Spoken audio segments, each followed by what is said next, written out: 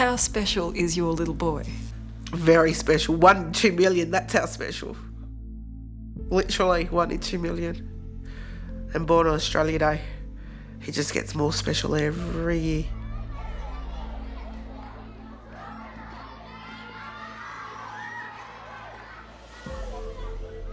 Careful. Very slow, very slow. Zach Armstrong is an Aussie battler. Is that high enough? What? 7 years old, and for much of his short life, his little body has been fighting a disease with a very big name. It's known as FOP, or FOP. When Zach first got diagnosed, we used to say to him, do you know what FOP is? And he'd go, no, because he was only 2. And we'd say to him, you grow bones. And you grow bones which are normal bones, but in the wrong spots.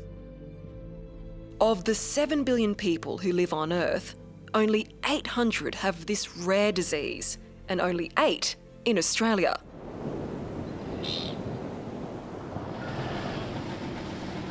A world away in a small town in Scotland.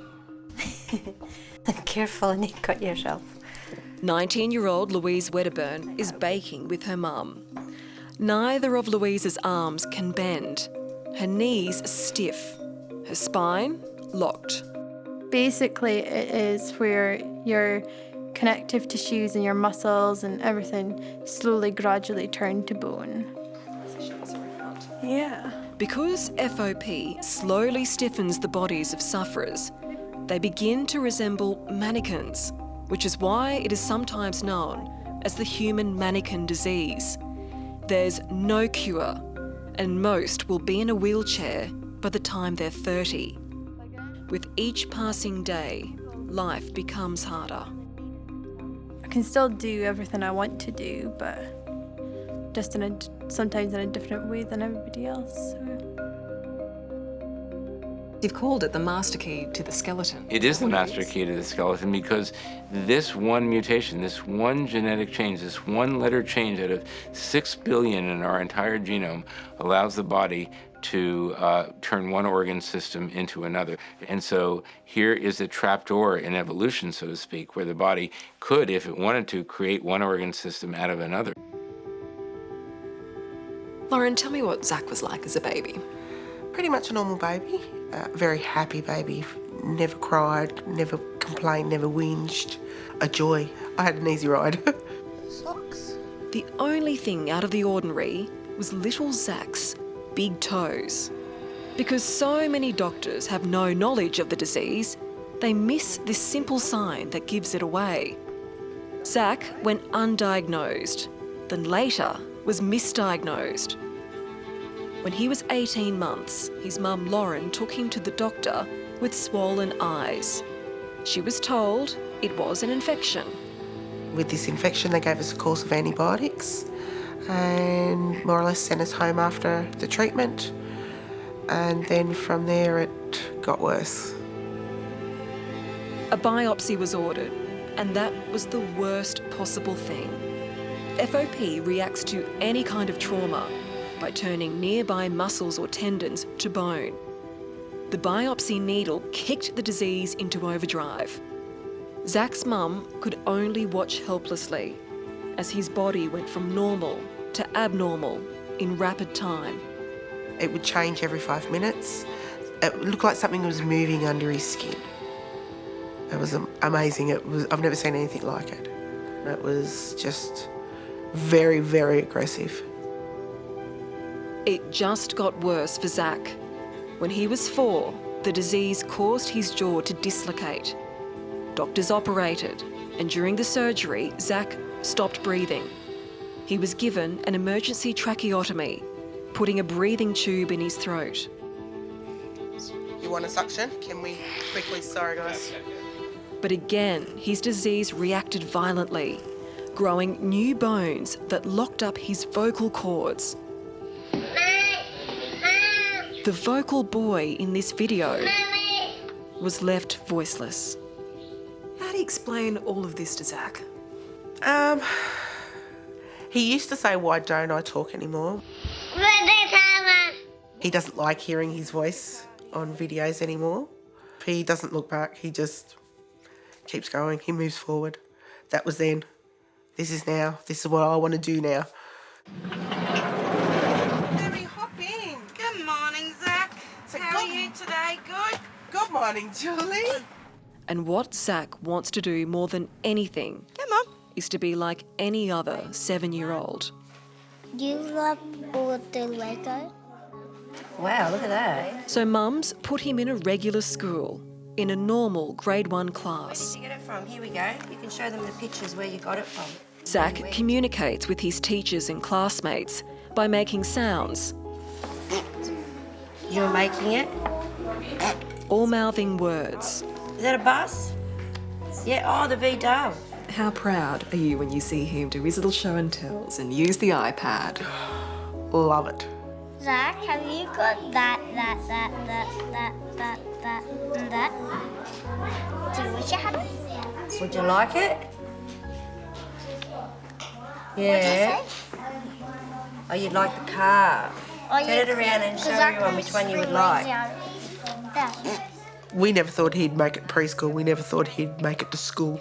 To watch him go from being ventilated on a machine to learning to walk, to communicate. Got told he'd never speak again, never eat again. Had 3 months of rehab on trying to walk, and to go and start school and all these things, just amazing. Zach's misdiagnosis and subsequent mistreatment has accelerated his disease. Eventually, his bones will suffocate his heart and lungs. The average life expectancy is 41, but no one knows how much time Zach has. There are some hard days though. A lot of hard days.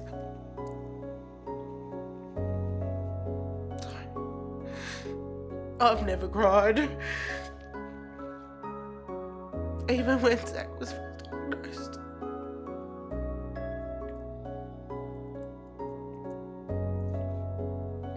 Sorry.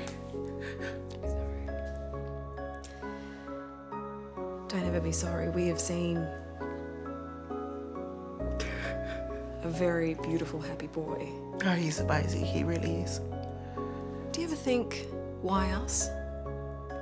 Never. I never ever asked myself, why me? It's my fault. Why did I get this child? Never. I'm glad he's mine. I wouldn't want anyone else to have him. I really wouldn't. And that's the truth. I've never, ever, ever asked. Just got on and done it. Had to.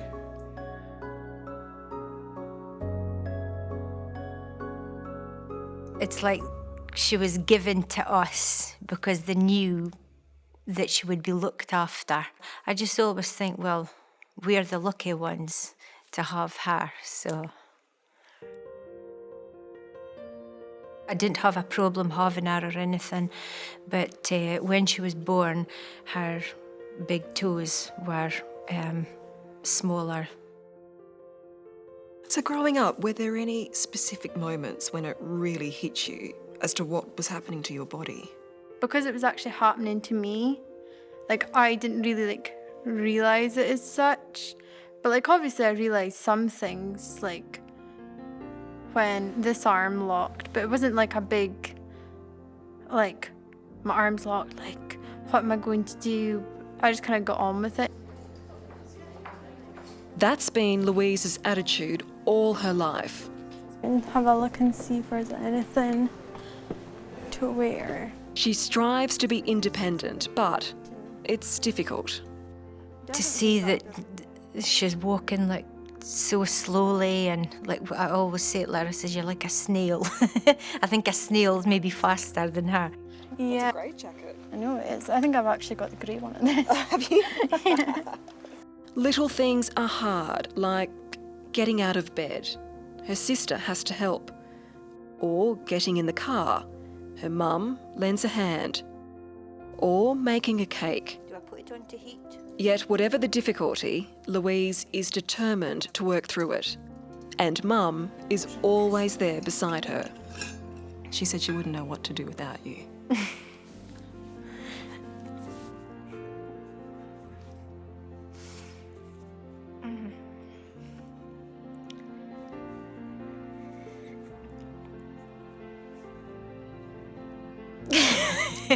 I'm just thinking, probably nobody else would put up with her. I would say she's a rascal. She's a rascal, right enough. Yeah, your mum's averse to this, isn't it? Do you remember the first time that you saw a child suffering from FOP? Oh, absolutely. I sure do remember that time. The day I saw a child with FOP was the most emotional moment in my entire career. I realized here was a condition that basically nobody was working on. So these are the faces that keep you going. They do. When I walk down this hallway before going into the lab, I know exactly why we're doing what we're doing.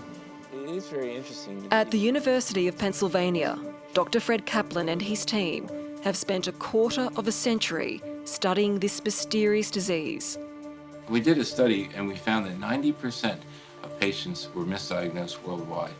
And Dr. Kaplan, who's never charged an FOP patient, is quietly confident they're close to a cure. They've identified the mutant gene. Now they're working on how to turn it off. And just as exciting would be the ability to activate the gene, to turn it on and grow new bones. Solve that secret, and the treatments would follow for osteoporosis, osteoarthritis, bone cancer.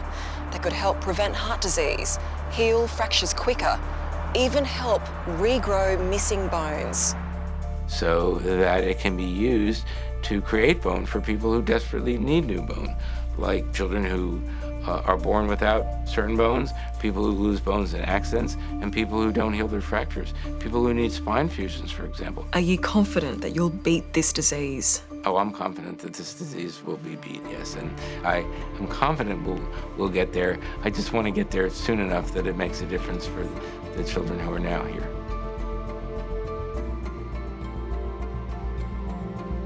If one day, 5 years' time, if they phone and say it's working, everything's good, perfect. And if it works for Louise, well, that's even better.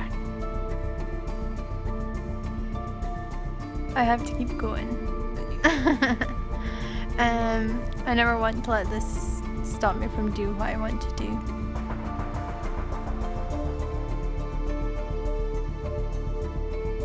Louise and Zach are tough and special people. Despite the damage their bones are doing to their bodies, their spirit remains unbreakable. He's a life wire, this one. What has Zach taught you about life? That we're strong, that you can do anything you want. To watch a little boy get up every day and enjoy life and want to play and experience every day. I've got nothing to complain about. You know, he's the one's going through it and he teaches us.